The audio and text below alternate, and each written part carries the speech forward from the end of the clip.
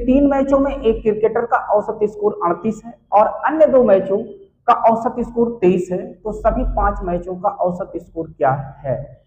SSC phase 12 26/6/2024 सिर्फ number 3 में प्रश्न पूछा गया है। तो आइए दोस्तों देखते हैं क्या है। कह रहा है यदि 3 मैचों में एक क्रिकेटर का औसत स्कोर, तो 3 मैच में जो औसत स्कोर है वो कितना है? 3 मैचों का औसत स्कोर क्या है दोस्त? 38 है और अन्य 2 मैचों का औसत स्कोर क्या है? 23 है। तो आपके पास जो डेटा दिया गया है वो क्या है? डेटा आपके पास है 3 मैच है जिसका एवरेज कितना है?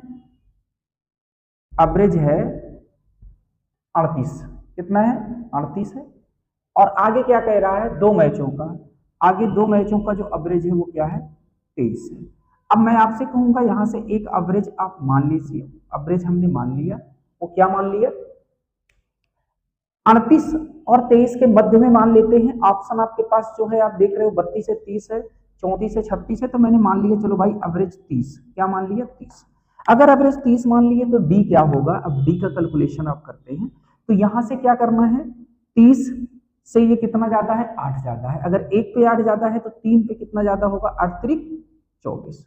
कितना ज्यादा होगा? 8 त्रिक 24। ये 1 पे कितना कम है? 7 कम है। तो 2 पे कितना कम होगा? 7 दूनी 14। अब फाइनली इन दोनों का जो डिफरेंस होगा, यानी 24 में से 14 जब माइनस होगा तो क्या आ जाएगा? +10 आएगा। अब +10 जब भी आया है तो इसको कितने लोगों में बांटना है? तो 3 2 5, यानी 5 से इसको क्या करोगे? डिवाइड करोगे तो 5 दूनी 10, यानी आपका जो फाइनली एवरेज आने वाला है वो क्या हो जाएगा? 32। 2 इसमें जुड़ जाएगा और क्या आ जाएगा? 32 आ जाएगा। यानी कि आप बताओगे कि आपका ए ऑप्शन क्या है? राइट है।